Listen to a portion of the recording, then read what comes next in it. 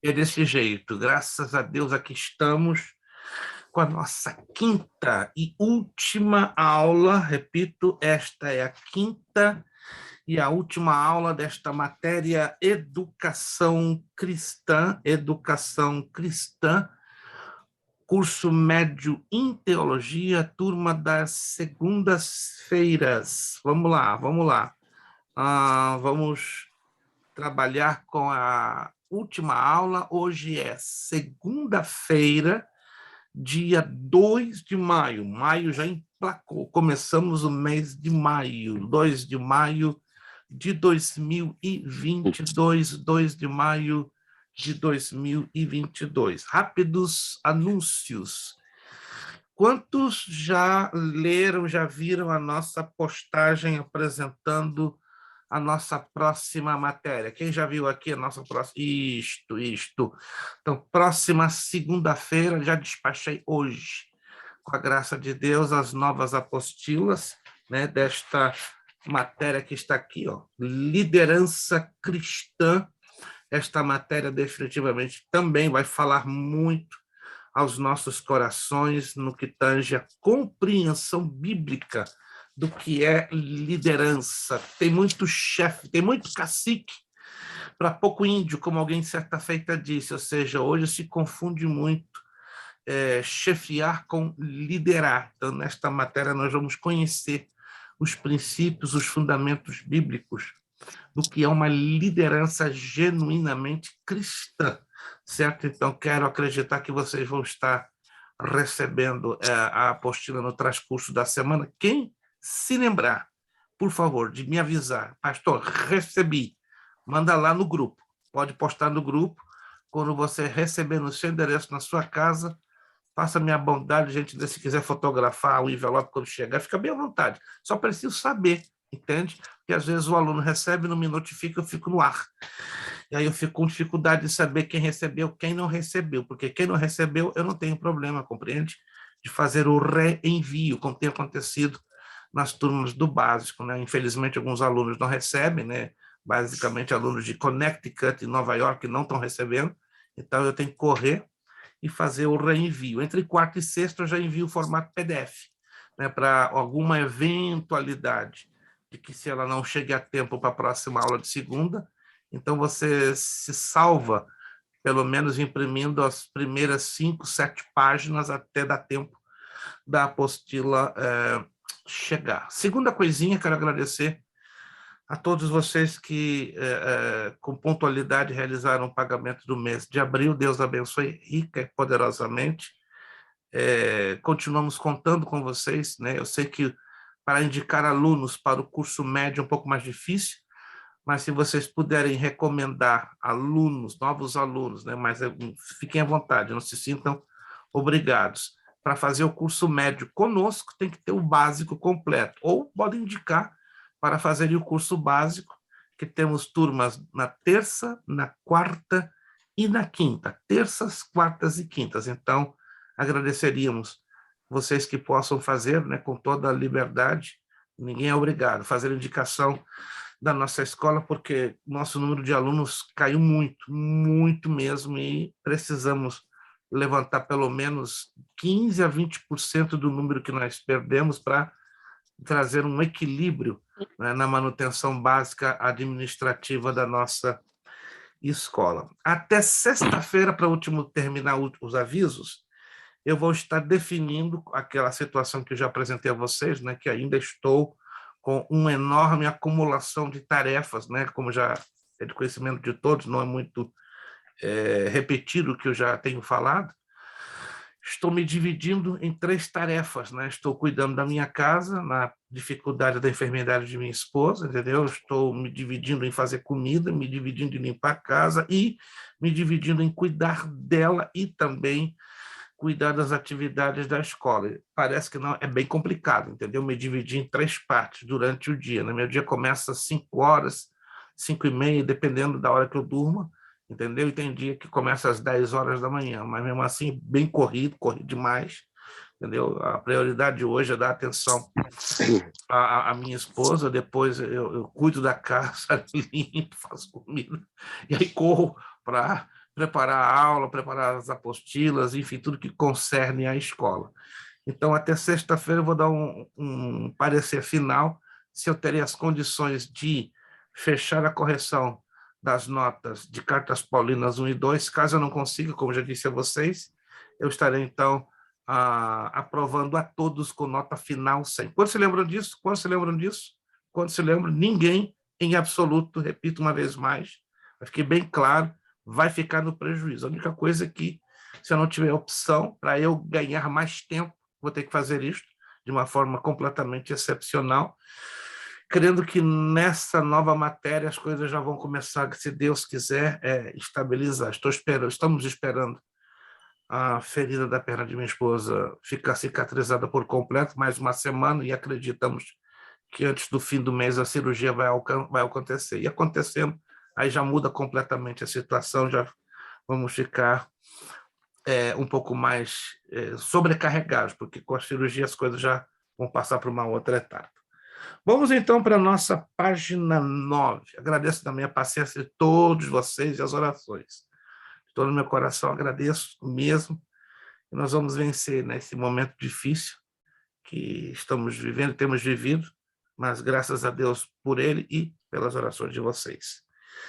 A família hebreia como agência educativa. Antes de entrar neste ponto, eu quero apresentar aqui um slide que eu ainda não compartilhei com vocês, pretendo fazê-lo no final da aula, imediatamente que terminar a aula, eu vou compartilhar este slide que eu vou aqui mostrar para vocês, de um curso, que geralmente eu tenho um curso avulso para educadores cristãos, e vou incluí-lo, né, como material para vocês terem como apoio, tá? Coisa bem simples, eu acredito que vai dar a vocês uma boa visão. Deixa eu tentar aqui. Ok, deixa eu ver como é que eu posso encolher. Ok, todos estão visualizando? Ou tem alguma coisa bloqueando no caminho? Todos estão conseguindo enxergar? Alguém pode abrir o áudio e me dizer sim ou não? Sim. Perfeito. Os pilares da educação cristã. São 4, não poderia ser diferente, né? Aqui temos os 4 pilares da educação.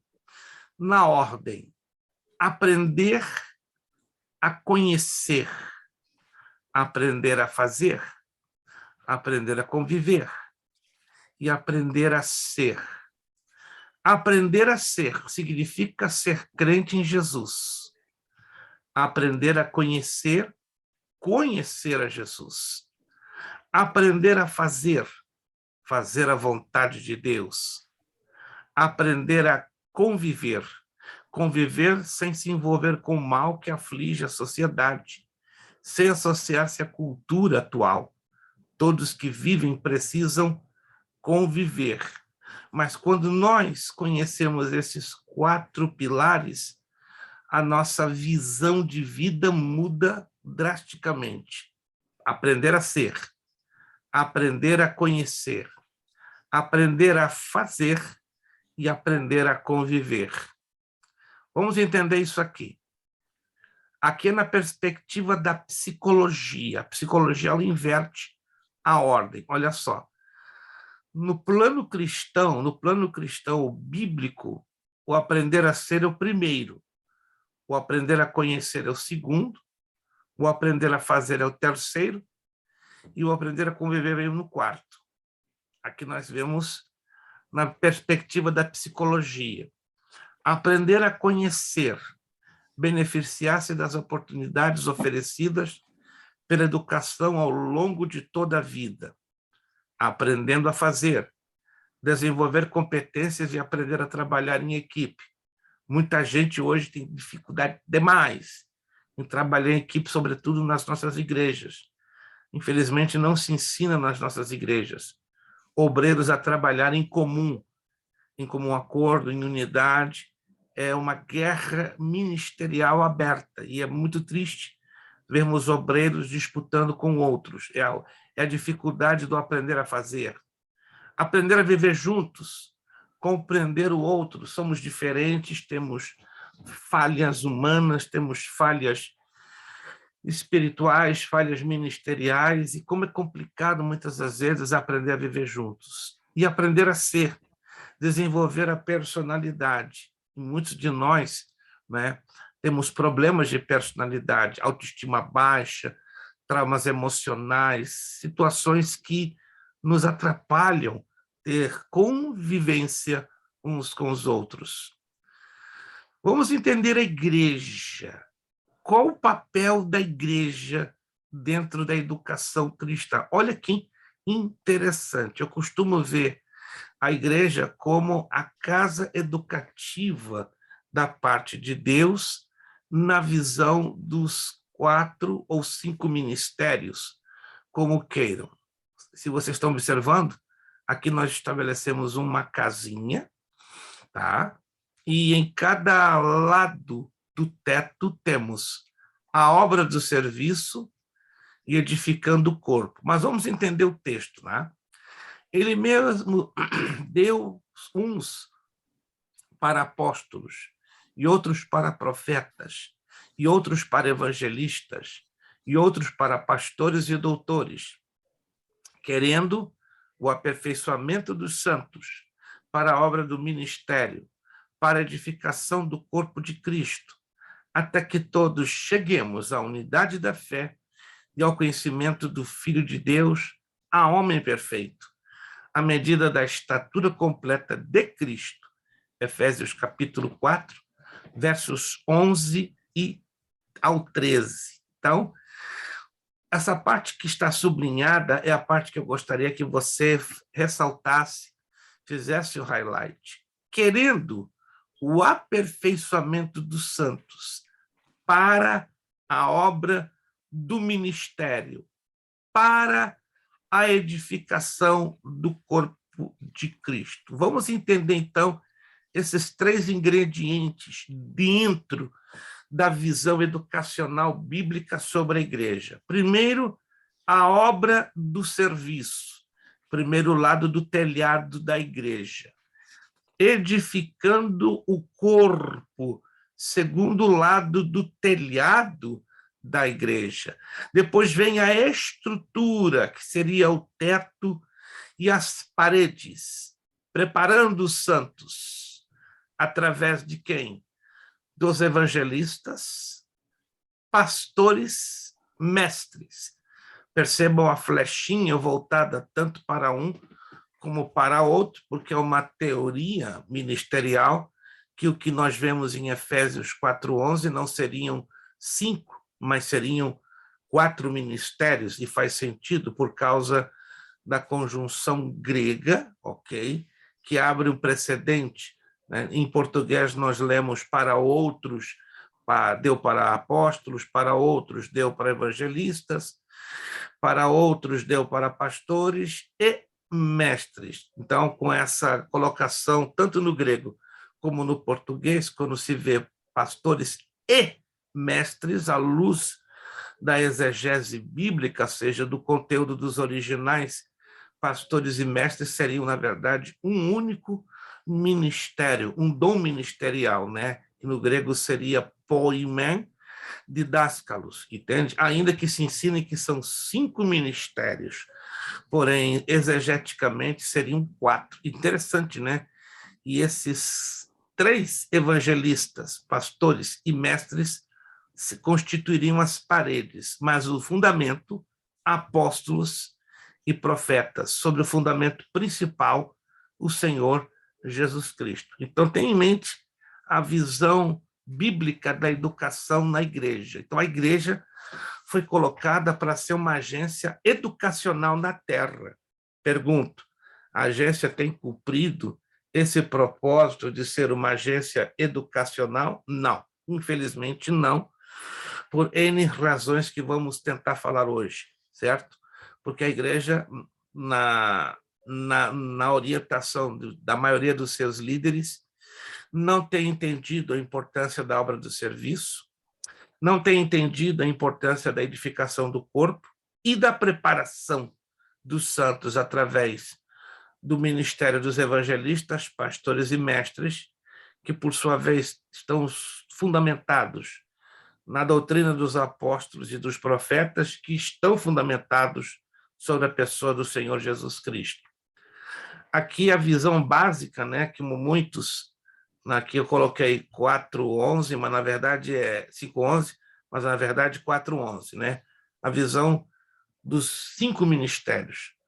O ministério pastoral é para encaixar as pedras, o profético, encorajar e ajustar os construtores, apostólico, ensinar a ler a planta, o ensino, que é o nosso, trabalhar as pedras, e o evangelismo, buscar as pedras. Então, os 5 ministérios de Efésios 4:11, na verdade, são 4, no que tange, né, aos pastores e mestres. Os demais, obviamente, são independentes, são separados.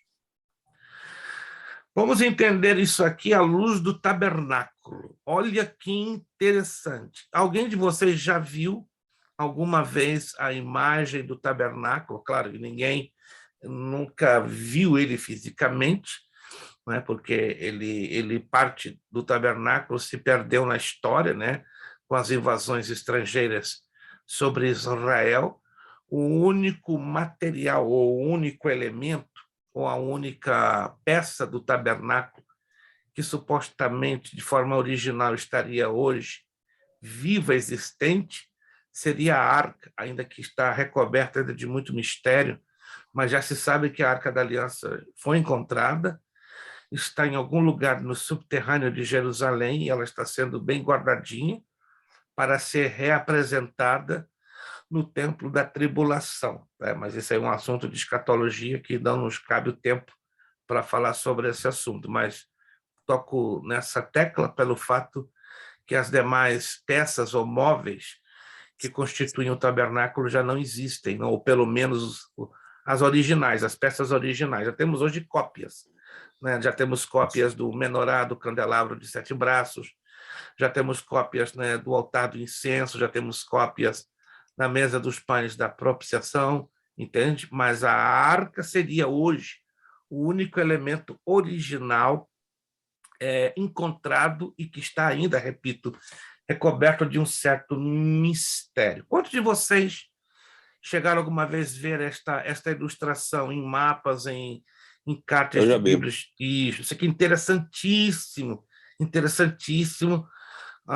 No bacharel em teologia, nós vamos estudar uma matéria chamada tipologia bíblica, e nós vamos ocupar um bom tempo estudando o tabernáculo, porque é a maior de todas as tipologias que a Bíblia nos apresenta. Vamos usar rapidamente essa tipologia para nós entendermos a função dos 4 ministérios de Efésios 4:11. Mas vamos rapidamente olhar para o santuário e o lugar santíssimo. Na verdade, o santuário, se você se lembrar, é a parte do tabernáculo constituída pelo lugar santo e o lugar santíssimo. No lugar santo, somente os sacerdotes podiam entrar para prestar culto. Lá em Êxodo, capítulo 29, do verso 28 ao 44, bem nos ensina. Já o lugar santíssimo, também conhecido como Santo dos Santos, somente o sumo sacerdote, entenda isso, o sumo, somente ele, ninguém mais, entrava uma vez ao ano para entregar a oferta da expiação. É o que nos ensina Levítico capítulo 16, versos 29 ao 34. A arca simboliza o trono de Deus no santuário celestial. É o que nos ensina em Êxodo capítulo 30, versículo 6. Então, aqui está a arca, ok? Tem o véu que separa o lugar santíssimo do lugar santo. Então, a arca ela tem essa simbologia. O véu é a separação do lugar santo e santo dos santos. Está lá em Êxodo, capítulo 26, versículo 33. A entrada da arca é chamativa, perdão, da arca não, do lugar do santuário, tá? Ela é muito chamativa, porque ela é constituída, ou era constituída, de 5 pilares, de 5 colunas, que tipologicamente apontam para o ministério dos apóstolos, profetas, evangelistas, pastores e mestres. Vamos, então, à compreensão desses 4 ou 5 ministérios à luz da exegese, ou seja, vamos destrinchar os originais no grego koiné. Apóstolos, do grego apóstolos, literalmente enviados. Estes são os que ultrapassam os limites geográficos da sua igreja para evangelizar e lançar os fundamentos de outros ministérios da igreja local. 2. Profetas, do grego profetas, literalmente aqueles que anunciam o conselho de Deus pela pregação da palavra. Depois temos evangelistas, do grego a expressão evangelistas, aqueles que pregam o evangelho dentro dos limites geográficos da sua igreja para aumentá-la diária e constantemente. Pastores mestres, do grego poimenas, cai didaskalos, literalmente aqueles que guiam os cristãos, cuidam de suas necessidades espirituais, físicas e mentais, instruindo-os na justiça e treinando-os para reproduzirem-se nos outros. Esta seria a função dos pastores mestres ou dos pastores doutores. Aqui nós temos o texto, né, de Efésios 4:11, no formato como é o original, né? Kai tus edoukentus me apóstolos. Essa é a forma como se escreve no grego. Claro, a gente vai aprender isso no bacharel, na introdução do grego bíblico, tá? Que seriam os apóstolos. Então, isso aqui é uma página de um programa, né, que você pode adquirir pelo programa chamado Olive Tree, o Novo Testamento interlinear grego-inglês. Tem em português também, mas os valores são um pouquinho salgados, bem mais acessível em inglês. Então, aqui temos apóstolos, apostles, temos profetas, profetas, temos a diferença que eu falei para vocês, né? E para outros, tus de, e para outros, que é a partícula no grego que separa um ministério do outro. Evangelistas, aí nós temos poimenas, kai, didaskalos. Aqui, então, é para corroborar que a teoria que pastores e mestres não são um ministério. Aliás, que é um ministério e não 2, porque se fossem 2, teria que ter o e outros, ó, tus de, ó, tus me, tus de, mas aqui quando fala pastores e mestres, ao invés de ser poimenas, tus de, ou poimenas, tus men, entra o quê?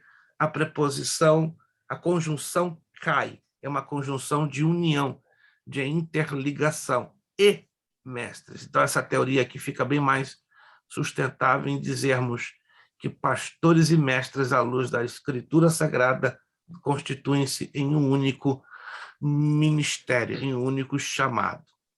Deixa eu virar aqui a página, creio que já viramos a página. Perfeito. Então, eu vou passar esse PowerPoint, esse slide para vocês, assim que terminar a aula, tá bom? Só me avisem quem recebeu. Quem não recebeu, eu precisaria saber para fazer o reenvio. Vamos, então, na página 9. Agora você vai entender por que a igreja ela não segue o modelo da família hebreia. Você vai entender qual a dificuldade que os pastores hoje têm, uma grande, gigantesca dificuldade de se encaixar no modelo bíblico que vem na base da família hebreia. A Bíblia não fornece uma descrição profunda da educação judaica. Através de indícios espalhados das Escrituras, bem como em outras fontes, conseguimos formar um quadro sobre o tema, que, sem dúvida, era de grande importância para os judeus dos tempos bíblicos. O propósito inicial da educação dos judeus era ensinar as crianças a melhor entender seu relacionamento com Deus, Os professores queriam que elas aprendessem a servir a Deus e a ter uma vida santa. Mais tarde, os educadores judeus começaram a acrescentar ensinamentos para aperfeiçoar o caráter de seus alunos no sentido amplo. Preste atenção aqui. Ensinavam sobre a história da nação, começando do passado, quando Deus resgatou o seu povo. Para os judeus, a educação acontecia de várias formas. As crianças, no princípio, recebiam ensinamentos de seus pais em casa. Aprendiam sobre sua religião, frequentando os cultos de adoração e participando de festas religiosas. Os meninos recebiam uma educação mais formal dos líderes religiosos, indo para a escola aprender as escrituras e outros assuntos. A educação judaica refletia os valores da comunidade. Os judeus reconheciam que o conhecimento era importante, não por projetá-lo no mundo, mas principalmente porque poderia ajudá-los a conhecer e amar a Deus. Para eles, olha que coisa interessante, não havia separação entre religião e educação, o que se constitui um valioso modelo para nós. A melhor forma de educação é focada em Deus e nos ajuda a vir para mais perto dele. Esse é o lado, entendam-me bem, que as igrejas, os pastores, têm uma enorme dificuldade de trazerem um modelo bíblico educacional para suas igrejas, porque eles separam religião de educação. É incrível isso. Mas na cultura judaica não se separa. É uma coisa só. Mas na nossa cultura, ou na cultura ocidental, como vocês sabem, não sou melhor do que ninguém, eu sou de cultura judaica, eu fui criado por judeus ortodoxos até os meus 10 anos de idade, quando meu bisavô falece. Aí eu deixo de estudar em colégios judaicos e vou estudar em colégios públicos, porque o patriarcado ortodoxo da minha família praticamente desvaneceu com a morte do meu bisavô. E aí fui conhecer o outro lado da cultura a qual eu estava inserido, vivendo no Brasil, que era a cultura latina, completamente diferente. Tive muitos choques culturais, tanto que eu fiquei quase 5 anos rodando na escola pública para tentar entender não somente o idioma português, mas a cultura latina, que ela é completamente ao revés, inverso da cultura judaica. Não porque a cultura judaica seja melhor do que a latina, mas ela é totalmente diferente. Até é difícil eu tentar aqui expressar com exemplos ou palavras, mas não tem nada a ver. Então eu comecei a ter um conflito na minha adolescência seríssimo. Eu comecei a absorver esse conflito depois dos 20, 21, 22 anos de idade, que é um pouco normal, A gente vai se ambientando as duas culturas, ok? E também se procurando adaptar da melhor maneira possível. Até hoje eu tenho algumas dificuldades, claro, em entender, em praticar a cultura latina, mas sou obrigado, porque eu vivo dentro de uma cultura secular latina que me exige a me comportar como um latino, Agora, estando com os judeus é diferente, certo? Mas a maior dificuldade que hoje os pastores não conseguem trazer o modelo bíblico de educação para a igreja, ele é mais um problema cultural. E esse é um problema seríssimo. Vamos lá entender mais à frente, que você vai ver como é complicado. Começando pelo modelo sacerdotal. A Bíblia exige que o pai seja o cabeça da educação dentro de casa como o sacerdote. Mas isso, em 80% dos casos, não acontece. Por quê? Vamos lá. Começava em casa e continuava quando os filhos iam com seus pais aos cultos religiosos. No princípio, o povo adorava no tabernáculo, depois no templo de Jerusalém e mais tarde em sinagogas locais. Preste atenção nessa ordem. Tabernáculo, por favor, muita atenção aqui. Tabernáculo, templo, sinagoga. 3 lugares de adoração. Mas por que está nessa ordem? Essa é a ordem histórica, a ordem cronológica. Vamos entender isso aqui? A primeira igreja, vamos usar essa expressão, igreja, portátil, que se movia no deserto, era o tabernáculo. Confere? Confere. foi a primeira igreja móvel. Vamos usar essa expressão igreja para você ter uma melhor compreensão. Não era propriamente uma igreja, mas só para ilustrar, para haver uma melhor compreensão. Foi o tabernáculo. Depois, quando o Templo de Salomão foi construído no ano 1070 a.C., o templo ele assume grande parte da identidade do tabernáculo. Mais adiante, no ano 70, os romanos, através de Tito, destroem o templo, destroem a cidade de Jerusalém. E o que sobrou, então, como identidade de ensino religioso para os judeus? As sinagogas. Me acompanham. Na história de Israel, essas três entidades, se assim podemos dizer, ou três instituições, desempenharam funções diferentes. O tabernáculo, lugar de adoração, lugar de sacrifício, lugar de intercessão. Não era ainda lugar de ensino. O templo, o templo continua a ser lugar de adoração, me acompanha? Lugar de intercessão, lugar de sacrifício. Sinagoga. A sinagoga passa a absorver a adoração que aprendeu no templo e no tabernáculo, a oração, a intercessão. Só que o sacrifício na sinagoga não poderia ser realizado e não é. Quem sabia disso? Em sinagoga não pode ser feito esse sacrifício, porque é uma lei, é a lei mosaica. E a lei mosaica, ela é clara. Os sacrifícios seriam tabernáculo ou templo. Então, a sinagoga hoje, ela assume o que parte era o tabernáculo e o que parte era o templo.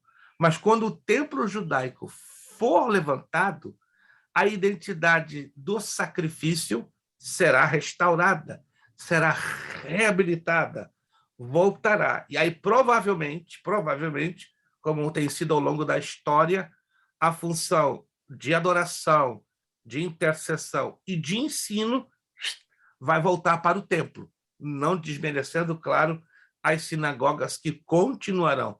Porque qual é a função das sinagogas? Ser lugar de adoração e de ensino. Então, com certeza, as sinagogas continuarão, mas toda essa tríplice carga, então, ela se voltaria mais para dentro do templo, somado à questão do sacrifício, porque, repito, nenhum judeu oferece sacrifícios ao eterno Deus desde que os romanos destruíram o templo de Jerusalém no ano 70. Imagina o desespero da nação judaica, porque a vida da nação estava girando em torno de quê? Dos sacrifícios, do sacerdócio levítico. E se você hoje perguntar como é que estão os preparativos para o terceiro templo, eu posso te compartilhar um site chamado www.thetemplinstitute.org. Ali você vê tudo. Está tudo em andamento. O pastor, eles acham que depois, quando o Messias vier, aí eles vão voltar ao sacrifício no templo, né? Alguns, né? Não são todos. Os judeus ortodoxos estão acreditando nisso. Sim. Alguns outros não, mas os ortodoxos... Os outros não creem em nada, né? Mas os ortodoxos acreditam fidedignamente, por isso que eles estão hoje já com as vacas vermelhas, eles têm já uma quantidade, mais de 25 mil vacas vermelhas, preparadinhas para o primeiro sacrifício, né, sobre o ribeiro de Cedron, segundo a tradição, né, que eles vão construir uma ponte que vão ligar a parte externa de Jerusalém até a entrada do templo, pela Porta das Ovelhas, e ali vão colocar um altar, que eles vão denominar o altar do Holocausto, para que então sejam sacrificadas as primeiras vacas vermelhas. Mas isso já está acontecendo em Jerusalém, já o processo está muito acelerado, e agora é saber se a igreja vai ver os primeiros momentos. Isso aí é um pouco, não vou entrar nessa área por enquanto, tá? Que essa é uma área que envolve a escatologia, mas alguns são de partidários que não, a igreja não vai ver, digamos, o levantamento do terceiro templo. Uma outra teoria dá uma sustentabilidade muito forte, que a igreja veria o levantamento do terceiro templo, baseado em 2 de Tessalonicenses, capítulo 2, versos 5, 6 e 7. Mas isso eu quero deixar quando nós formos abordarmos a temática de escatologia, porque aí nós trabalharemos até com uma análise exegética, que é bem mais interessante do que a gente trabalhar com teorias ou suposições, embora é aquilo que vocês sabem, né? Teoria é tudo aquilo que você não pode dar uma afirmação por completo. Até você pode usar a história, os textos bíblicos, as circunstâncias para dar uma sustentabilidade a uma teoria, mas o nome teoria quer dizer não se pode dar uma comprovação, uma afirmação final, não é? Porque não temos ainda condições. A escatologia tem esse problema.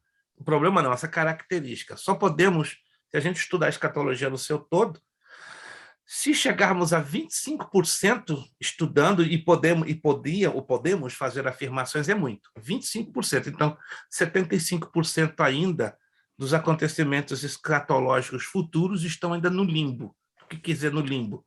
Ainda num certo mistério, não temos como visualizar o cumprimento pleno e total deles. Vamos então avançar um pouquinho. Vamos lá. Então, no princípio, o povo adorava no tabernáculo, depois no templo de Jerusalém, como já falei, e mais tarde em sinagogas locais. Mas em todos esses lugares, as crianças podiam aprender sobre os rituais. Olha que interessante. Como ofertas de sacrifícios. E do ensinamento ministrado pelos sacerdotes, levitas ou rabinos. Além disso, aprendiam sobre as escrituras e sobre o que Deus queria do povo judeu. Aprendiam sobre as festas atuais e os festivais religiosos. Aprendiam que a Páscoa comemorava o livramento de seus ancestrais da escravidão do Egito. No Pentecoste, o povo lembrava-se de Deus entregando a lei a Moisés no Monte Sinai. A festa dos tabernáculos, com suas barracas feitas de 3 galhos, comemorava a fidelidade de Deus aos judeus na sua jornada aparentemente infindável até a Terra Prometida. Participando dessas práticas religiosas, as crianças aprendiam não só sobre as tradições da nação, mas também sobre a atuação de Deus em suas vidas. O problema hoje reside em 2 pontos. Os cristãos, por não terem uma orientação básica, preste atenção, os cristãos, por não terem uma orientação básica e, ao mesmo tempo, profunda, de tipologia bíblica, caem em vários problemas. E o pior deles todos é a questão dos judaizantes.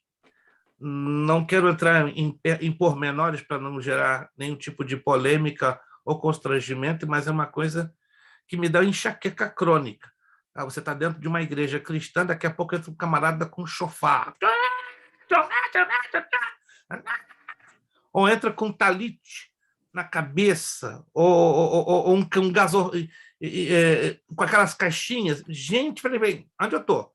Eu estou numa sinagoga messiânica ou estou numa igreja evangélica? Não quero ser exagerado, irmãos. Eu até filmei, depois eu deletei, porque eu fiquei um pouco chateado. Eu fui numa igreja aqui na Flórida, 5 anos atrás. Impressionante. Eu pensava que eu estava numa sinagoga, mas era uma igreja cristã, uma Assembleia de Deus. Tinha uma cópia da Arca da Aliança no púlpito. De um lado, tinha o menorá. De um lado, tinha uma cópia exata da mesa dos pais da propiciação. Eu falei, peraí, aonde eu estou? Eu estou no Santo dos Santos, lugar santo, peraí, onde eu estou?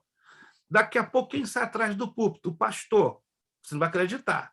Vestido de sumo sacerdote. Aí minha esposa, você deve ser representação? Não, isso não é representação, não. Né? Esse negócio é sério. Esse negócio é sério. Sério. Quando eu falei a palavra sério, entraram 7 obreiros vestidos de branco com turbante. Aí minha esposa, aí lascou, minha esposa, ficou nervosa, lascou. Entraram 7 sacerdotes, tocando um chofar todo vapor. Eu quase fiquei louco. Jesus, irmãos, eu fiquei numa tensão nervosa. O pastor, mas o senhor devia estar alegre. Aqui, ó, tudo relembrando a sua raça. Eu quieto, papai do céu, aonde amarrei a minha cabrita? Como onde foi o sacrifício de Jesus, né? Ah, irmã, eu fiquei muito constrangida. Eu falei, rapaz, está tudo errado. Só a sombra. Exato, irmão José. Esse é o problema. Não há uma orientação. Eles pensam que trazer os elementos judaicos dentro de uma igreja é como se fosse um amuleto. Irmãos, infelizmente é assim. É um amuleto. Tem pastores que só oram com talite na cabeça. Primeiro, um gentio não pode jamais colocar um talite na cabeça. Jamais, nem um quepá. Entendeu? Quando eu entro em bairros judaicos em Nova York, em Trenton, em New Jersey, por respeito e pela cultura do meu povo, eu entro com quepá. Não tem vergonha, gente. Quando eu vou no Bronx, não sei se alguém conhece o Bronx, em New York, ali é judeu de ponta a ponta. Eu uso o quepá, não tenho vergonha, é meu povo.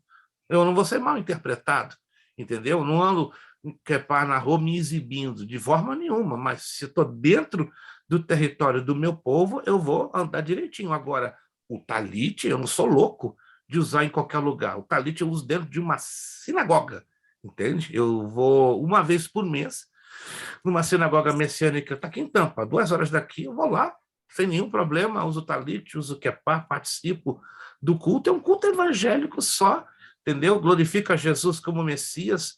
É parecido uma igreja cristã, só que com os elementos judaicos, mas ensinado de uma forma tipológica, profética, e equilibrada.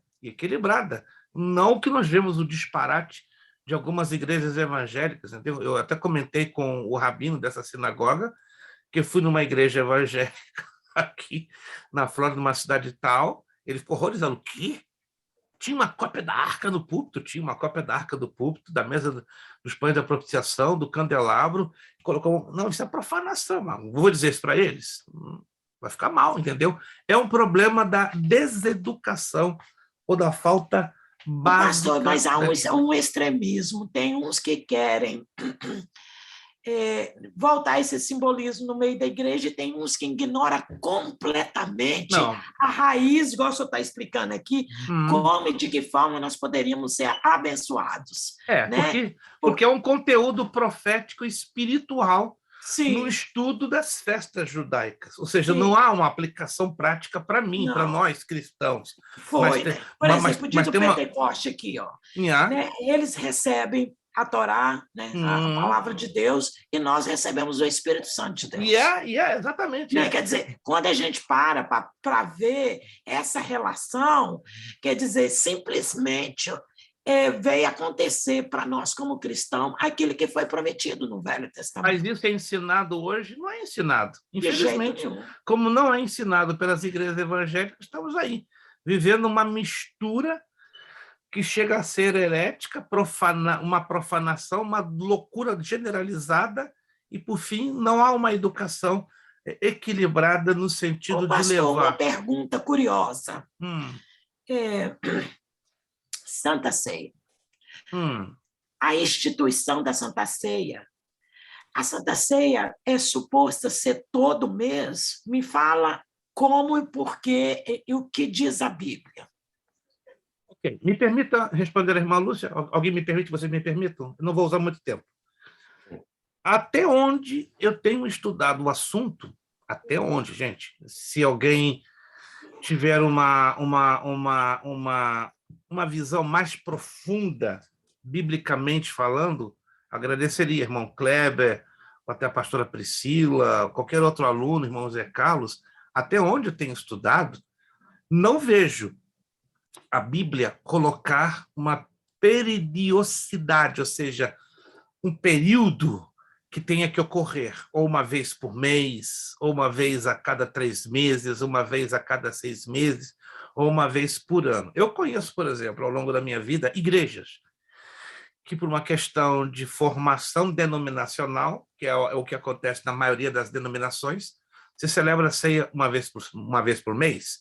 Geralmente, as Assembleias de Deus, primeiro domingo do mês, ou o primeiro sábado, se a igreja costuma ter cultos no sábado. As igrejas batistas, no último domingo de cada mês, as presbiterianas, os terceiros, e assim vai. Entendeu? Tem igrejas, como algumas igrejas metodistas americanas, que fazem a cada 3 meses.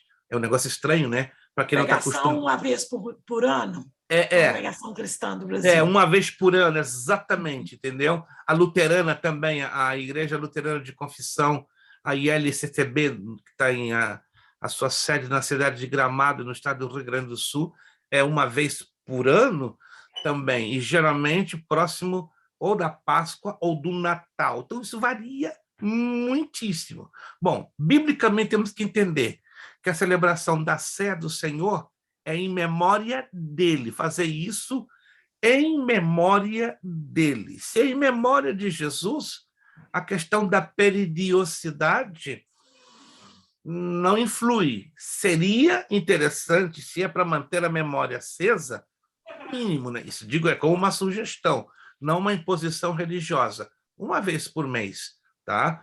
Mas tem denominações que fazem 3 a cada 3 meses, outras 2 vezes por ano, outras uma vez por ano, entende?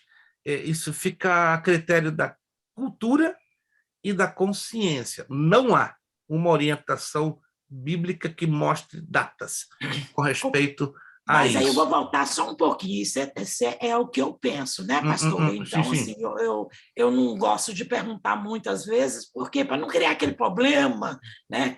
Por exemplo, do dia em que o povo saiu do Egito, né, da primeira Páscoa, até no dia que eles receberam que eles receberam a tábuas da lei, as leis, whatever, né? Dizem que foram 49 dias. Ok. Bom, Jesus, ele com certeza também, ele celebrou a Páscoa judaica, não foi isso? Essa última ceia era a Páscoa judaica. Sem dúvida. E eu não tenho certeza quanto ao número, que eu ainda não estudei, já procurei, não consegui. Entre a ressurreição de Cristo até a ascensão de Cristo, foi mais ou menos uns 40 e poucos dias, que foi a descida do Espírito Santo.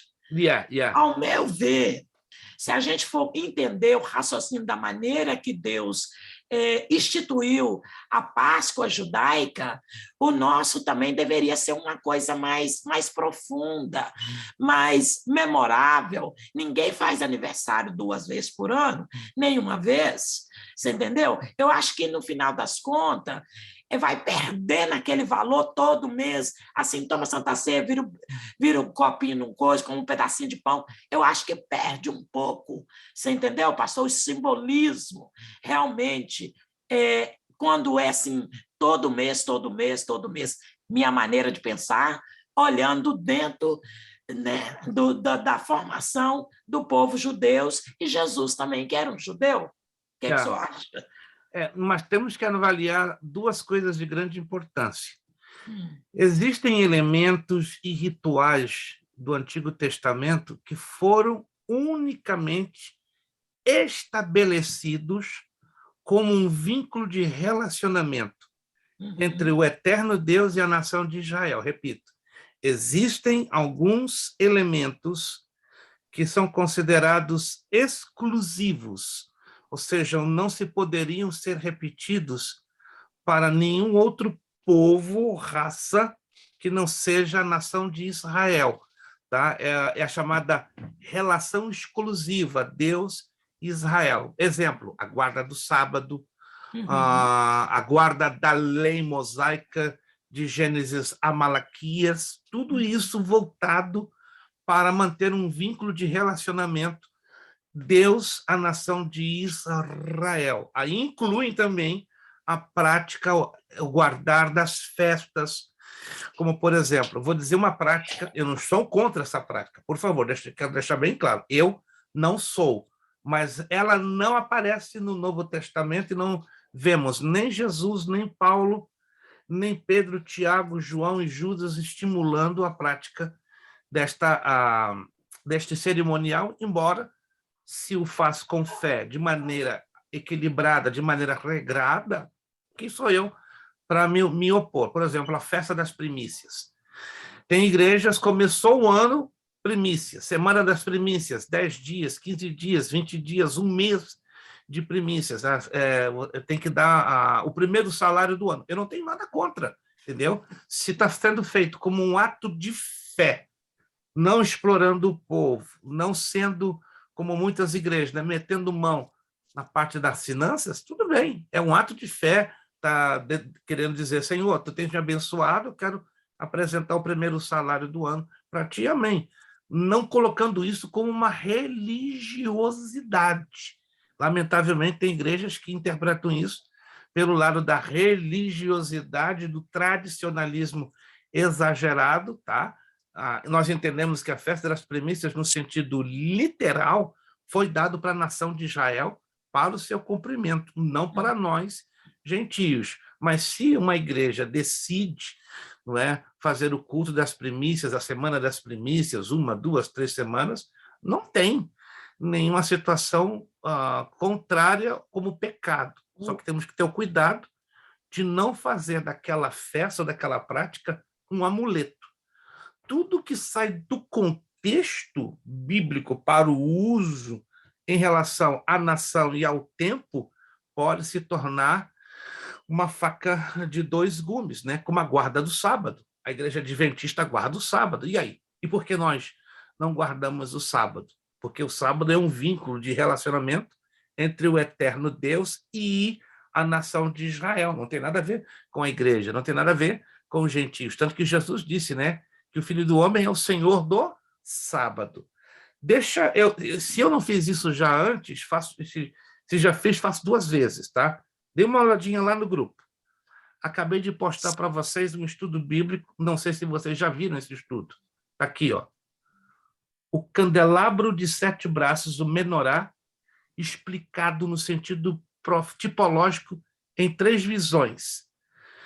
Cada uma dos braços do menorá, tipologicamente, aponta para uma das festas judaicas. Cada festa judaica aponta para um aspecto da vida, morte, ressurreição, ministério do Senhor Jesus Cristo. E cada um dos braços do menorá apontam para os 7 Espíritos de Deus. Se você nunca viu isso, está aqui. Isso aqui é maravilhoso.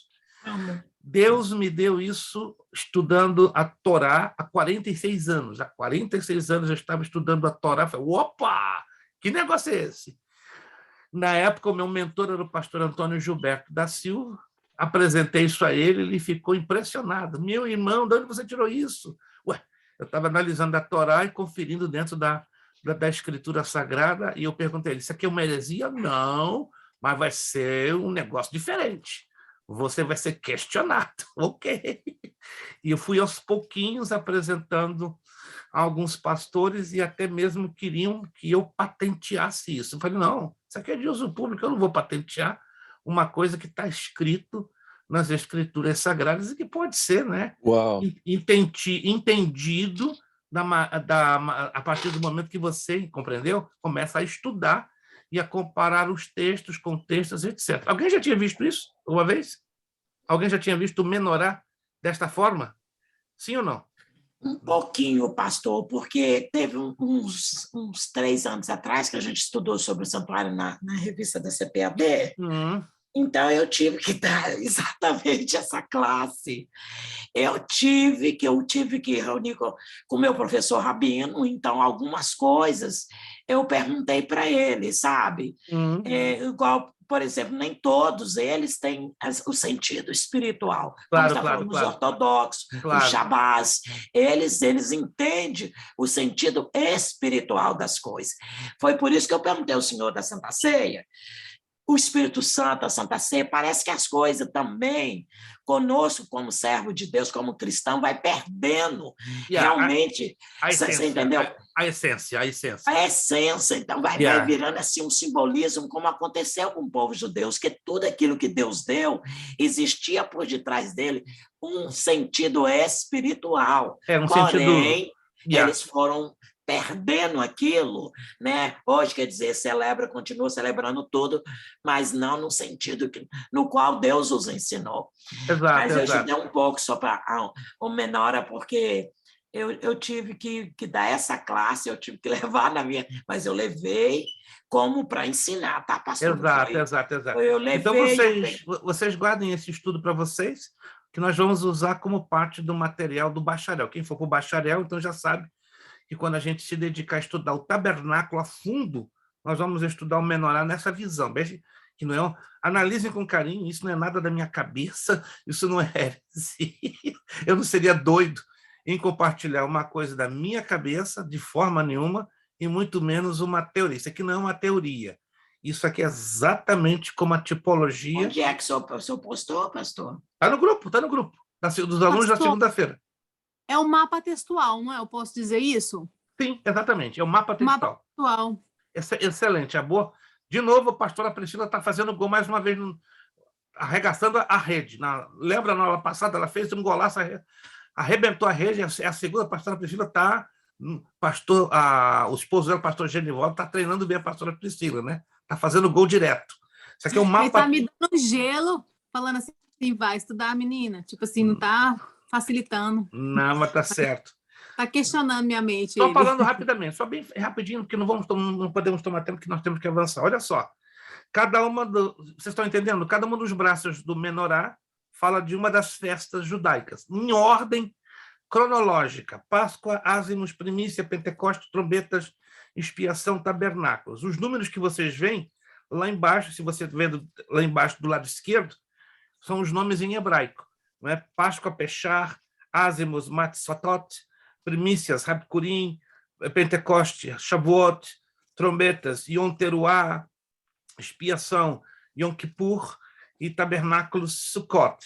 Aí falando sobre a vida de Jesus, Páscoa aponta para a morte de Jesus, os ázimos, a sepultura de Jesus, a primícias, a ressurreição de Jesus, o Pentecoste, a descida do Espírito Santo, trombetas, o arrebatamento da igreja, expiação, a segunda vinda de Jesus visível, quando ele volta com a igreja glorificada à terra, e tabernáculos do governo de 1000 anos do rei Jesus.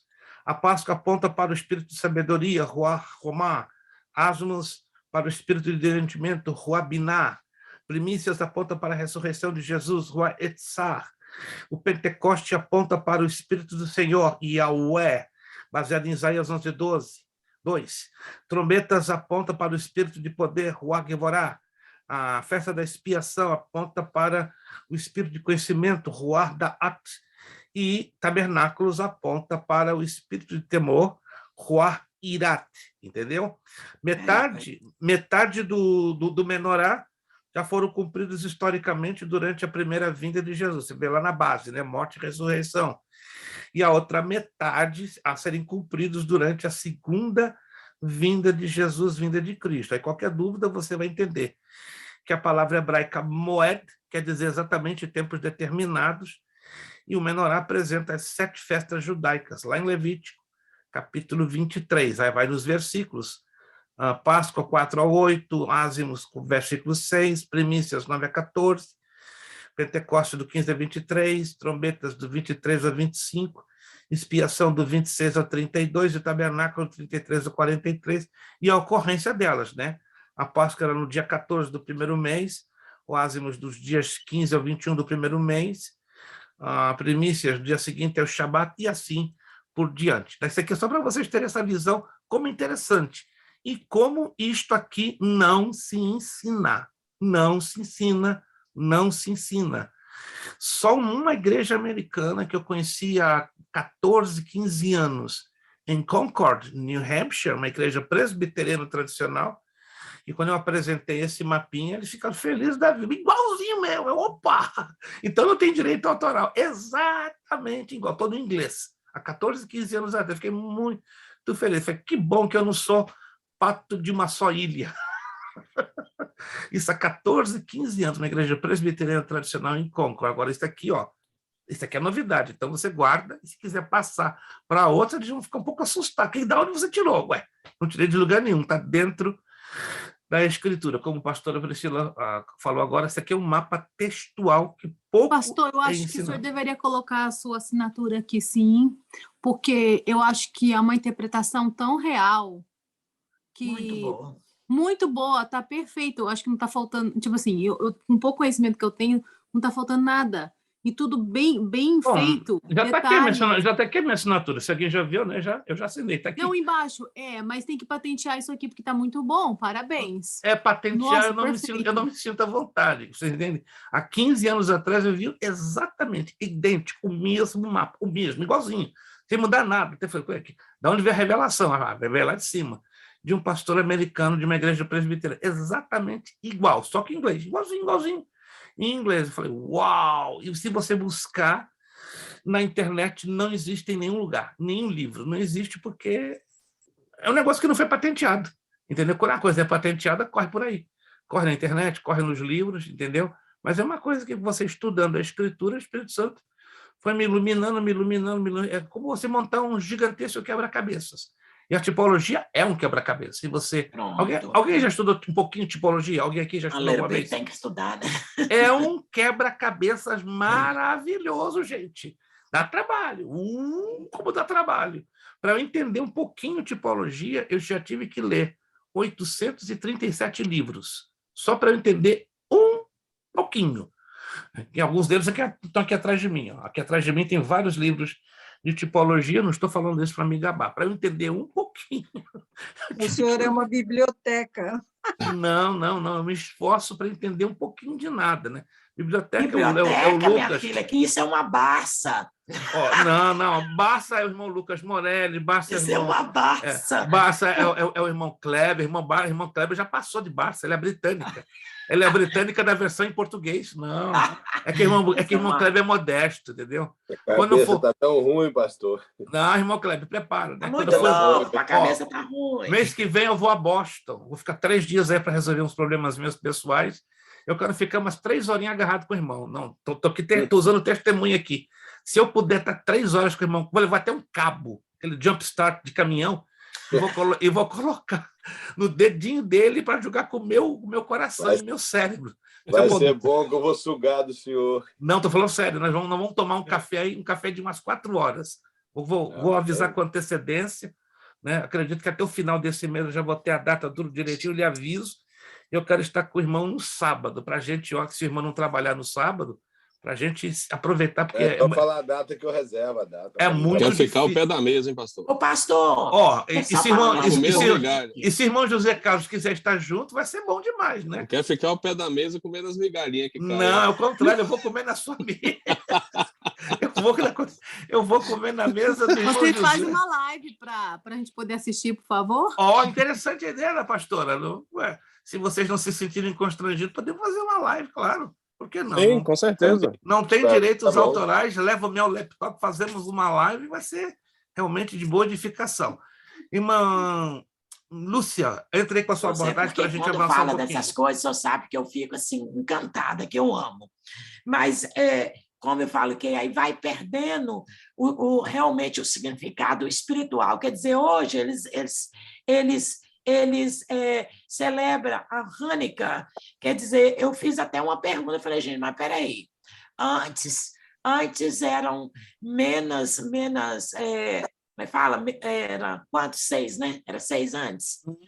Pois é. Então, quer dizer, hoje com Hanukkah já é completamente, quer dizer, o Hanukkah já tomou o lugar do significado espiritual do Menorá. Entendeu, pastor? Mas isso que eu estou falando, assim. Eu creio que quando o Senhor Jesus levanta homens de Deus, mulheres de Deus como o Senhor, para trazer a raiz, porque o Velho Testamento ele é a raiz do cristianismo, não tem aonde correr.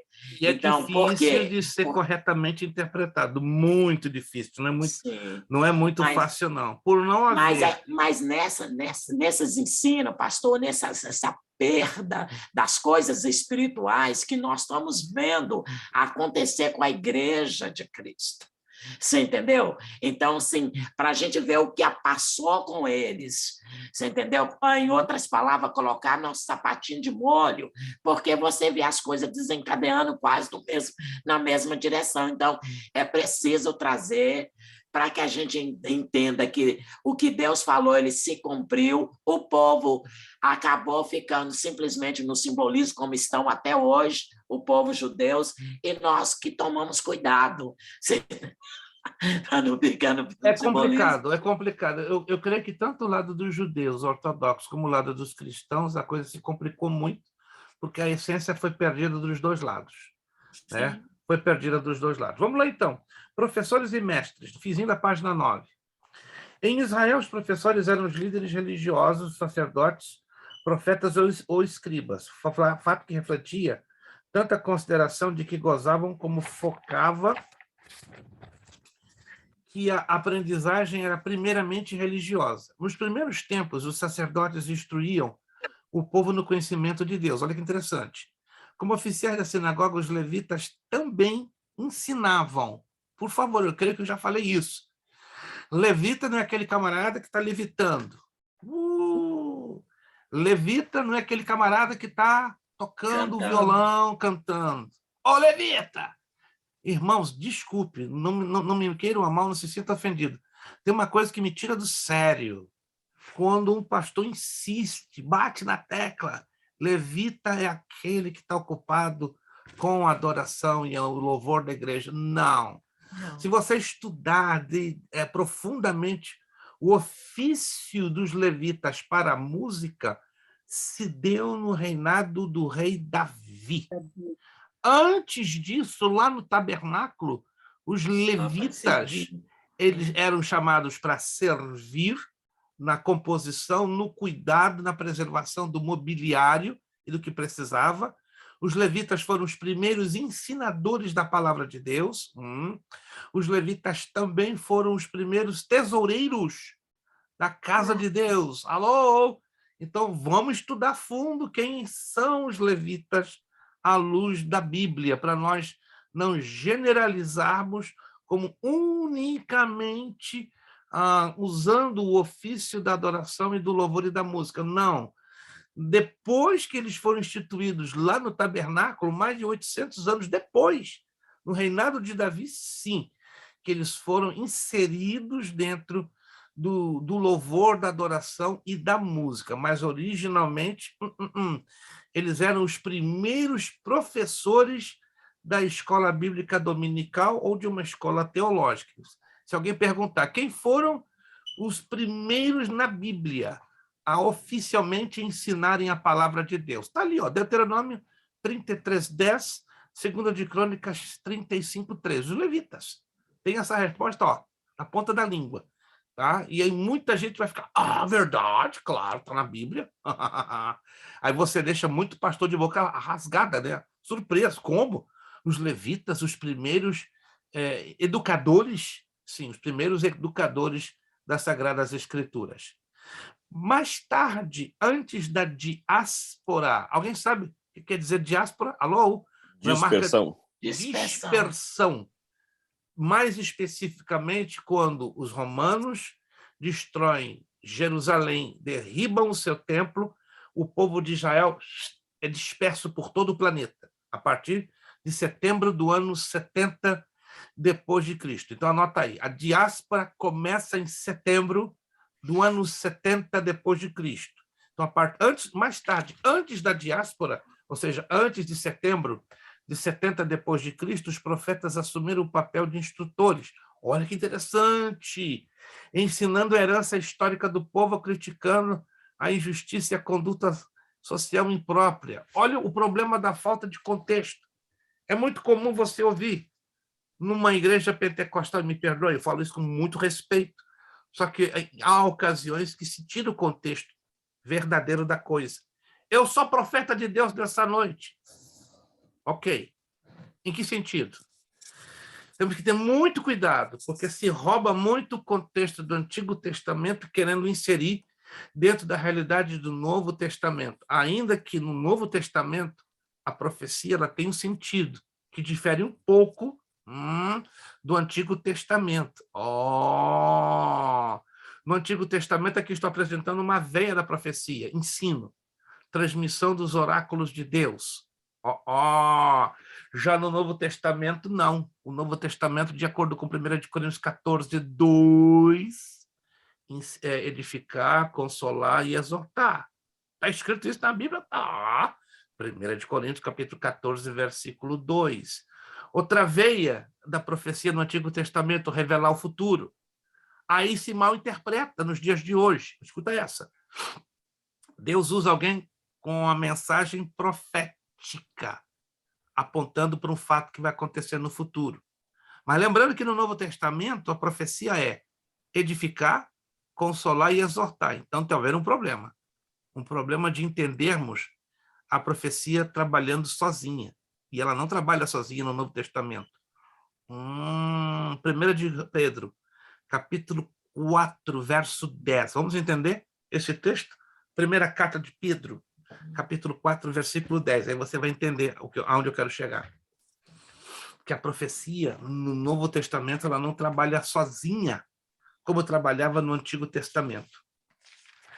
Lembra-se que no Antigo Testamento o Espírito Santo ele não era derramado, ele era compartilhado sobre Pessoas reis, né? profetas e sacerdotes. O povo não recebia a habitação do Espírito Santo. Alô? O povo não recebia a habitação do Espírito. O povo era visitado pelo Espírito Santo. A habitação é hoje. Ele habita hoje, porque ele foi derramado abundantemente desde o dia de Pentecostes e vai parar no dia do arrebatamento. E o Espírito Santo continua na terra, só que vai trabalhar parecido como nos dias do Antigo Testamento. Agora, chama sua atenção em 1ª carta de Pedro 4,10. Vamos lá. Anote, isso aqui é interessante. Muita gente já leu esse texto, mas passa por cima. 1 Pedro 4,10. Cada um administre aos outros, ou seja, eu e você temos que administrar o quê? O dom que recebemos da parte de Deus, como bons dispenseiros. O que é dispenseiro? Como bons mordomos, cuidadores do presente que Deus nos deu. Mas que tipo de dispenseiro somos? Como bons dispenseiros, como bons mordomos, de quê? De quê? Da multiforme graça de Deus. O que quer dizer multiforme? Alguém pode me dizer? Muitas formas. Muitas formas, muitas maneiras, muitos modelos, muitas manifestações. Em outras palavras, o dom de profecia hoje, no Novo Testamento, ele não trabalha sozinho. Ele trabalha dentro da multiforme graça de Deus. Essa é a razão que Paulo escreveu o capítulo 14. Anote aí, o capítulo 14 de 1 de Coríntios. O que nós lemos lá? O funcionamento do dom de profecia, o funcionamento do dom de interpretação de línguas e o funcionamento do dom de quê? De quê? De quê? Línguas. De quê? De línguas, de interpretar e de profecia. Isto. Aí você está vendo que o dom de profecia ele não trabalha sozinho. Ele trabalha dentro de um conjunto chamado multiforme graça de Deus. Aí eu incluo um que Paulo não menciona diretamente, que é a palavra de conhecimento ou palavra de ciência. Então agora estou entendendo. Quando alguém profetiza na igreja, dentro do conteúdo dos 40 versículos, olha lá, os 40 versículos de 1 de Coríntios, capítulo 14, você vai ter a manifestação da edificação, da exortação e da consolação. Você vai ter a manifestação das línguas. Você vai ter a interpretação das línguas, em alguns casos, e vai ter o quê? A revelação do passado, do presente e do futuro. Quem entra aí? Palavra de ciência ou palavra de conhecimento. Aí o povo generaliza como dom de profecia, mas não é.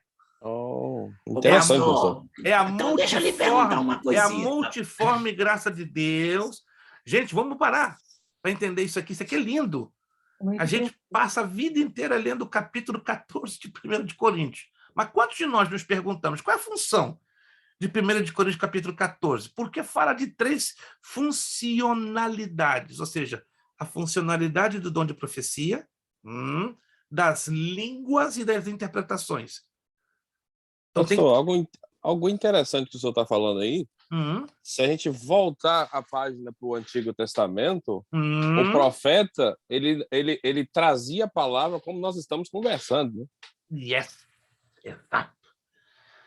Só que na graça, na dispensação da graça, a coisa entrou num leque muito mais amplo. Multiforme graça. Gente, a graça ela existia embutida no Antigo Testamento. Quantos de vocês já observaram isso? Que a graça de Deus ela estava embutida, ela estava oculta no Antigo Testamento. Alguém já observou isso? Ela não havia se manifestado, né? Exato, mas ela existia. Ela existia de maneira o quê? Limitada. As nuances dela já se percebia. Isto não era uma coisa abundante para todo mundo, não. Exato. Mas os reis, profetas e sacerdotes, que eram alvos de missões e ministérios específicos, eles desfrutavam de parte desta graça.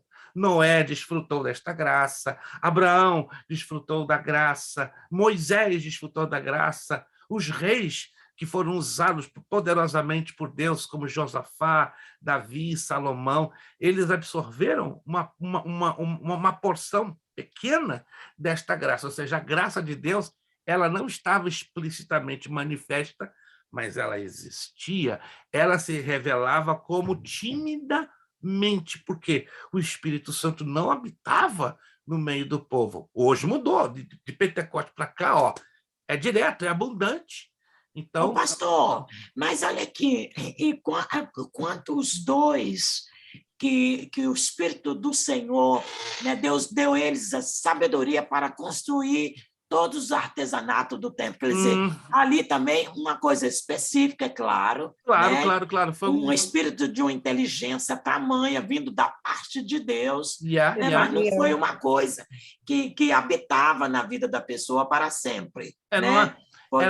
Foi dada para cumprir um propósito específico naquele tempo específico. Tanto que depois disso, depois da construção do tabernáculo, você não vê ninguém no Antigo Testamento com as mesmas capacidades, com as mesmas habilidades de Aholiabe e Bezaliel. Pelo menos eu não me lembro. Ninguém mais. Depois deles, nem no Templo de Salomão, que foi um templo elaboradíssimo. E o interessante é que o Espírito Santo é infinito, que é Deus. E Deus tirou do Espírito que estava em Moisés. Deus não poderia ter derramado direto sobre eles, como derramou sobre Moisés. Olha essa de Deus arrancou de Moisés para pôr neles. Que negócio louco, gente, que negócio louco, isso aí é louco. Deus poderia fazer como o irmão Kleber está sugerindo, mas não. Deus tirou de maneira específica. Olha que loucura, gente. De Moisés para colocar em outro. Alguém já parou para pensar nisso? Não. Se parar para pensar, pastor, dá nó na cabeça. Uma pergunta interessante. Os 70 que foram escolhidos para ser divididos, eles pertenciam à classe das pessoas que Deus usava, que era reis, profetas e sacerdotes? Tinha que ser 70 sacerdotes? Ou pessoas aleatórias? Não. Ali foi de uma forma aleatória, mas também com propósito, apontando que o número 70 nas Escrituras é o número do juízo, da concordância e da organização. Que interessante, que é que constituiu-se lá na frente o número dos membros do Sinédrio Judaico. Muito interessante. Então, a escolha que repousou sobre Moisés, sob conselho de Jetro, apontou tipológica e profeticamente para o Sinédrio, mas aí não entra especificamente, como no caso do tabernáculo, que para ser sacerdote, sumo sacerdote, tinha que ser necessariamente oriundo da tribo de Levi, compreendem? Mas no caso dos 70, não. Era um tanto aleatório. Tá? Havia, obviamente, coincidências de talvez um levita no meio, mas os levitas, segundo a orientação bíblica, eles teriam que se ocupar essencialmente do tabernáculo. Deixa eu avançar aqui um pouquinho. Por que a igreja, por exemplo, nós estamos falando de educação cristã, então temos que falar os problemas atuais que nós atravessamos. O que falta na igreja, por exemplo, de não reconhecer quando a palavra de Deus é ministrada como profecia viva, ok? Eles precisam ver alguma pessoa levantar ou colocar a mão na cabeça dele para eles entender que Deus fala. Deixa eu te dar um exemplo pertinho aqui, bem pouco. É a última escola dominical que eu ministrei aqui agora o mês passado. Eu estava ministrando na escola dominical, depois a irmã me contou um testemunho. Ela falou assim, menina, você estava ministrando na escola dominical, mas Deus te tomou a sua boca de uma tal forma tão grande que Ele revelou todo que estava dentro do meu coração. Quer dizer, Deus continua falando através da palavra de Deus como profecia viva. Mas o povo foi tão mal acostumado que eles não conseguem mais ouvir a voz de Deus de uma maneira tão clara, segundo a palavra do Senhor. Isso é que a irmã está dizendo, já vivi essa experiência umas 3 ou 4 vezes, te dá uma sensação horrível de você ver o povo totalmente alienado e parece que você está o mais conectado com o céu. E isso me deu uma sensação muito horrível, horrível. Falei, meu Deus, será que eu sou o único aqui que estou na conexão e o resto está tudo alienado? Deixa eu só falar uma coisa bem rapidinho a vocês, bem rapidinho. Isso vai acontecer no curso Bacharel em Teologia. O curso Bacharel em Teologia vai ser constituído por 18 matérias, mas nós teremos matérias avulsas, ou seja, além de ter as matérias normais, que serão um total de 18, nós teremos matérias no sentido de pós-graduação ou matérias de aperfeiçoamento. Teremos, por exemplo, aconselhamento cristão, administração eclesiástica e educação cristã, treinamento de educação cristã para professores e formadores de teologia. Ou seja, se você tem interesse lá na frente, a gente vai anunciar isso com o tempo, tá? Se você quer se aperfeiçoar na educação cristã, para você ser uma ferramenta mais usada por Deus, na sua escola dominical, até mesmo no futuro ter um braço de uma escola teológica local, essa matéria que vai durar 1 ano. 1 ano, vai ser um curso de especialização, tá? Nós vamos ter 6 cursos de especialização, e um deles de educadores cristãos, tá? Nós estamos já fechando esse pacote, se Deus assim nos permitir, em setembro, e nós vamos lançá-lo em janeiro de 2023. Mas a gente vai começar já a fazer... Mas a gente precisa terminar o bacharel, podemos fazer 2 matérias. Não, independe. Eu digo que ele vai trabalhar quase que ao mesmo tempo com o bacharel. Mas quem fizer, essa é a coisa interessante, quem fizer esse curso de especialização, que tem duração de 1 ano, ele vai matar as matérias do bacharel. Então, você vai equilibrar, ou fazer os 18, ou você vai fazer os 18 meses das matérias do bacharel, ou escolher fazer específico de 1 ano, que é de especialização. Vai ter praticamente o mesmo valor. Então, vai ser um bacharel em 2 modalidades, um bacharel regular e um bacharel de especialização. Porque cada um tem um chamado. Então, quer dizer, naquilo onde Deus chamou, nós podemos aperfeiçoar. O aluno vai escolher se ele vai querer o bacharel por especialização ou bacharel regular. O de especialização, 1 ano de duração. O regular, 18 meses. Mas a gente vai apresentar isso com 3 meses de antecedência já para os alunos já se prepararem para fazerem as suas escolhas. Só para você ter uma ideia, deixa eu ver aqui. Desculpe. O nosso curso médio, deixa eu aqui para a tabelinha, ele ainda tem, deixa eu ver aqui as matérias que eu já tinha selecionado. Nós temos 4 ou 5 matérias ainda para fechar.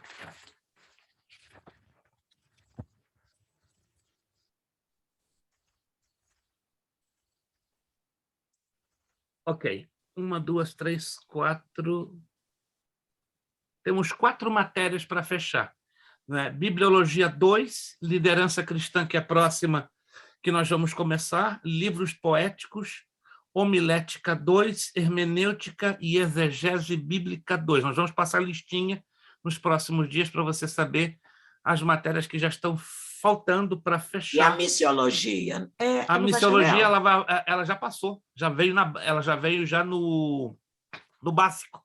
Evangelismo e missões. Sim. Emissões, entendeu? Então, repito, eu vou passar uma tabelinha durante esses próximos dias, vocês vão ver então quais são as matérias do médio que já estão faltando para fechar, para vocês então já se prepararem em escolher. o bacharel regular e o bacharel por especialização. Nós vamos lançar as duas tabelinhas juntas, entendeu?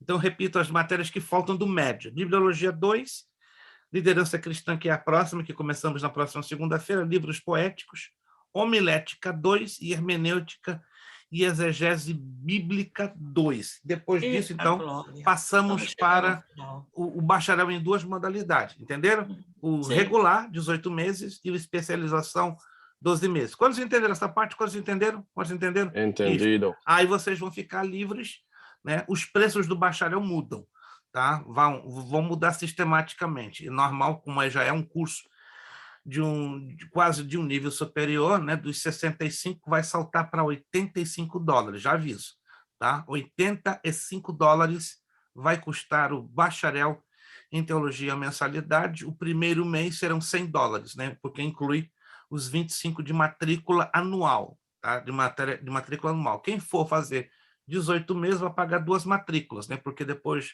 de 12 meses aí paga a segunda matrícula por mais o período que fecha os 18 meses. Quem for fazer por especialização, você vai pagar apenas uma única matrícula anual. Já estou adiantando informações, entendeu? Para vocês já se prepararem, quando chegar já pertinho, né? 2, 3 meses de começarmos o bacharel, já vou largar todas essas informações, as tabelinhas, tudo direitinho, entendeu? Eu creio que vai ser de bênção para quem quiser partir para o bacharel. Você não é obrigado. Mas quem escolher partir para o bacharel ou regular ou de especialização, eu quero acreditar que não vai se arrepender. Acho que eu continue para dar o fechamento, né? Porque vai ficar impossível, né? Tanto que essa matéria de educação cristã ela vai voltar no bacharel por especialização. Por especialização. Deixa aqui eu realçar uma excelente irmão Kleber. Meu Deus, eu vou sugar do irmão Kleber o que eu puder. Com todo respeito, vamos fazer essa live. O irmão Kleber postou aqui 2 livros maravilhosos. Ó, vai lá no grupo. Manual de Tipologia Bíblica. Tremendo. Em língua portuguesa, Ada Haberson, um dos melhores. Não vou dizer o melhor dos melhores, mas um dos melhores. Como reconhecer e interpretar símbolos, tipos e alegorias das escrituras sagradas. Corra! Gerezim Books tem. Pelo menos até mês passado, que eu tenho informação, tinha. Tá? Procure a irmã Priscila, fale que você é estudante da Academia Bíblica Beré, que ela vai te dar um desconto abençoado.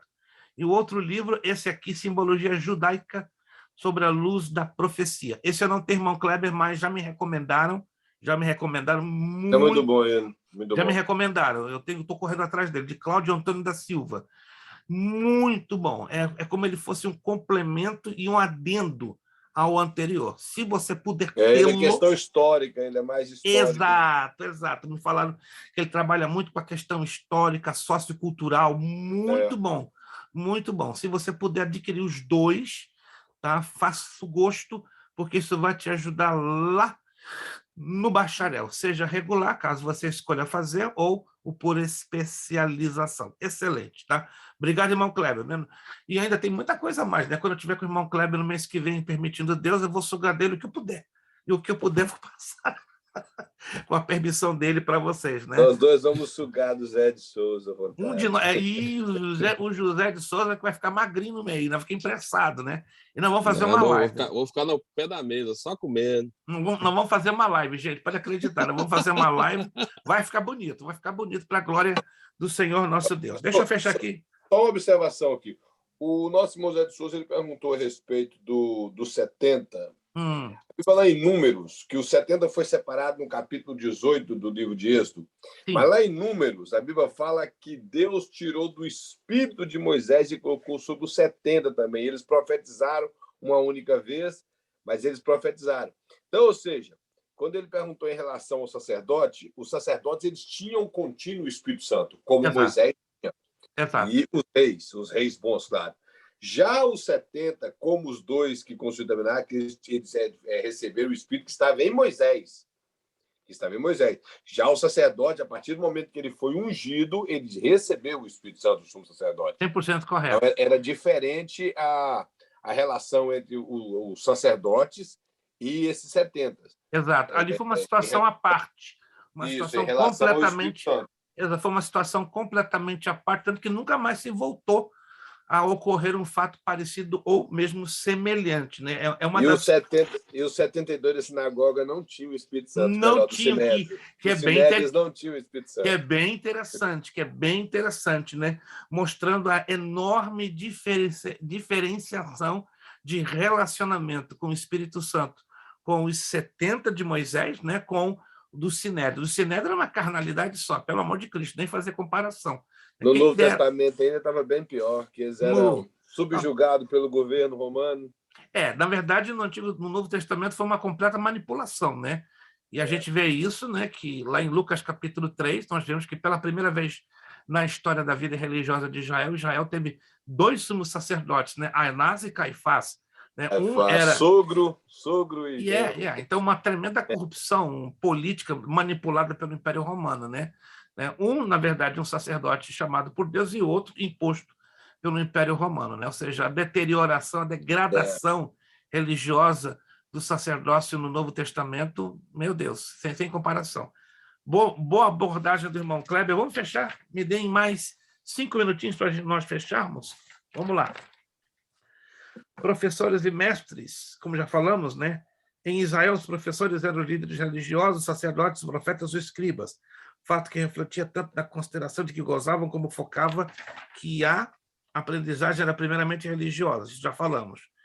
No século IV a.C., os profetas passaram sua função de instrutores para os escribas, olha que interessante, conhecido como doutores da lei, Lucas 5,17, advogados, Mateus 22:35 e rabino, Mateus 23:8.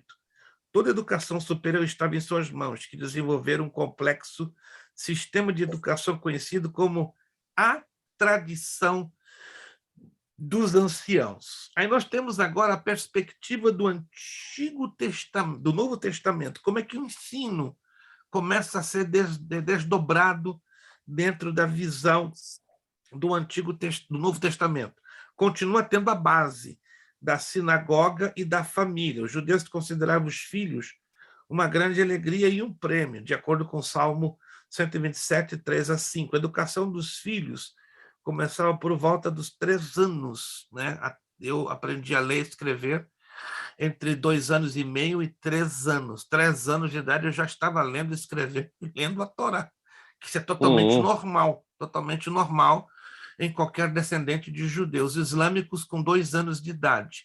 Tá? Os xiitas ensinam seus filhos a lerem e escrever com 2 anos de idade, geralmente com 3 anos de idade, uma criança de 3 anos já leu 40% do Alcorão. É assustador isso.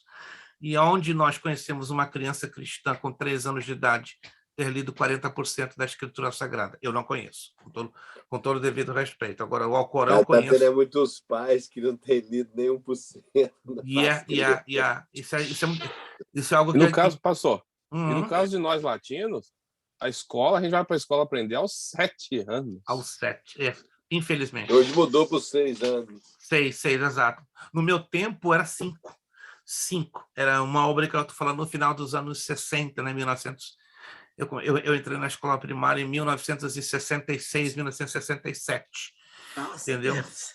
1966. Gente, o negócio é estranho, a gente está falando de cultura. 63 anos estou embarcando em 2 de setembro, se Jesus não voltar e não me leva antes, né? 63, né? Então... O senhor ainda pegou um restinho da cultura de Dom Pedro I deixado nas escolas. Dom Pedro II. Que com todo respeito, já falamos alguma coisinha sobre ele, né? Foi um homem que revolucionou a educação no Brasil. Meu Deus, ninguém na história do Brasil conseguiu fazer o que Dom Pedro de Alcântara, Dom Pedro II fez. Incrível. Todo o legado educacional que hoje, positivo, né, existe no Brasil é graças a Dom Pedro de Alcântara. Sou apaixonado por aquele homem de carteirinha. Uma pena que a República não permitiu ele avançar. Se ele continuasse por mais 20 anos, eu acho que o Brasil não seria o que é hoje. Acredito, posso estar totalmente errado. Falo agora como historiador. Se Dom Pedro II não tivesse... Não sei se você sabe, né? Dom Pedro II morreu de pneumonia em 1892, em Paris, na França. Talvez se não fosse ele ter sido expulso do Brasil pela República, ele viveria pelo menos mais 20 ou 30 anos e revolucionaria toda a educação do Brasil. E quem sabe hoje o Brasil possivelmente seria uma nação um pouco mais educada, em todos os sentidos. Mas tudo bem, Deus tenha misericórdia do nosso sofrido Brasil. Vamos lá. Perspectiva do Novo Testamento. Lá no parágrafo diz assim, no segundo, os pais tinham responsabilidades definidas na educação, porque hoje há um fracasso na educação dos lares cristãos, porque não se identifica biblicamente quem tem a responsabilidade da educação dentro de casa. Aí vem o ponto 1, onde e como se dava o ensino. Ponto 2, métodos de ensino. 3, o modelo pedagógico de Jesus, o evangelho, virando a página. 4, como Jesus chamava as pessoas. 5, Jesus, modelo de educador. Já estamos na página 12. Depois vem o ensino por parábolas, maravilhoso. 53 parábolas, Jesus dá um banho de crescimento, de ensino e amadurecimento espiritual. 6 epístolas, Paulo e o valor didático da literatura neotestamentária. E assim vai. Peço que vocês, por favor, leiam o restante da apostila. Tem um conteúdo riquíssimo, riquíssimo, riquíssimo. Como eu disse a vocês, nessa sexta-feira eu vou bater o martelo se a questão dos trabalhos das cartas paulinas vão vigorar ou não. Se não, eu aprovo todos, mas o trabalho da matéria de educação cristã está válido. Tá? Você tem até o dia 30 de maio para responder o questionáriozinho. Tá aqui lá no finalzinho, não se esqueça, o provão de educação cristã, lá no finalzinho. Se você precisar de mais tempo, me chama no privado. Pastor, 30 de maio está apertado, eu te dou mais 2 semanas. Tá bom? Pastor, e a próxima matéria vai ser prova? Não, ainda vamos continuar no mesmo... Só está querendo matar nós. Não.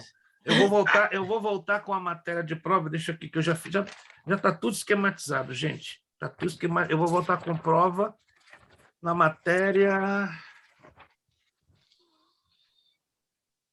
de Bibliologia 2. Tá? Bibliologia 2. Depois de liderança cristã, ainda vamos ter um trabalho. Aí, depois de Bibliologia 2, voltamos à prova, normalmente. Aí vamos até o fim, aí não voltamos mais a fazer trabalho. Até porque o bacharel nós vamos fazer também assim, revezado. Metade Podemos combinar uma coisa, pastor? Pois não, pois não. Não faz pegadinha nas perguntas, então, não, porque fica mais fácil. Não, assim tá combinado. Tem umas pegadinhas que eu falo, meu Deus.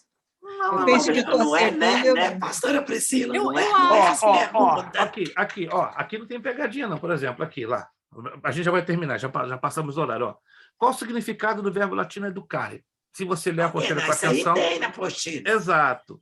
Mencione 2 conceituações sobre o que é educação. Não tem mistério. Vai para a segunda parte, desculpa. Vamos para a segunda parte das perguntas. Eu já entreguei, mas eu não sei se está certo. Aprender a conviver... Lá na segunda parte do assinar... Eu avisei a vocês que houve um erro da minha parte, um erro de transcrição, tá bom?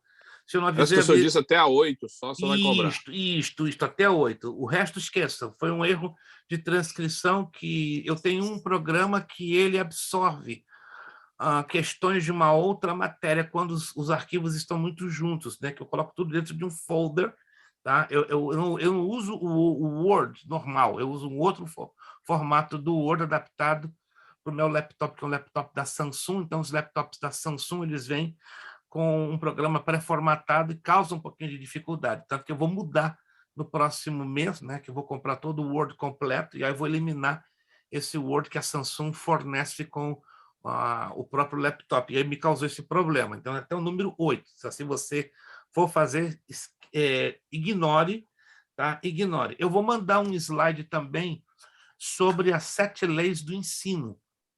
Sobre as 7 leis do ensino. O senhor já mandou, eu acredito. É aí que a coisa pega. É interessante. É super interessante. As 7 leis do ensino. A lei do coração, a lei da atividade, a lei do professor, a lei... Mas eu vou repetir de novo, para quem não pegou, tá? Vou mandar esse slide de hoje, mais o slide das 7 leis do ensino para vocês trabalharem em cima. Desculpa só interromper. O anterior, o outro slide, está junto com a apostila, o senhor enviou. O de hoje que eu não tinha visto, não. Não. Eu vou mandar essa semana para vocês terem suficiente recurso para trabalhar, entende, com o provão de educação cristã. Anotado, então? A pegadinha está aqui na segunda. Isto, o primeiro está ok, a primeira parte. A segunda é que pega. Mas a pegadinha é para você pesquisar. O aluno tem que entrar na profundidade. Para terminar, somente a matéria de liderança cristã, que vai ser a próxima, estamos com trabalho. Depois de liderança cristã, voltamos normalmente ao sistema de provas até o final do médio em teologia. Entendido? Está perfeitamente entendido da parte de todos? Alguma dúvida? Maravilha. Vamos, então, terminar a nossa aula. Queremos agradecer a Deus pela participação dos que puderam estar aqui. Irmã Tatiana, obrigado. Irmã Ruth Soares de Basílio. Irmã Eliadna, obrigado. Irmã Lúcia, pastora Priscila, irmã Sandy, né?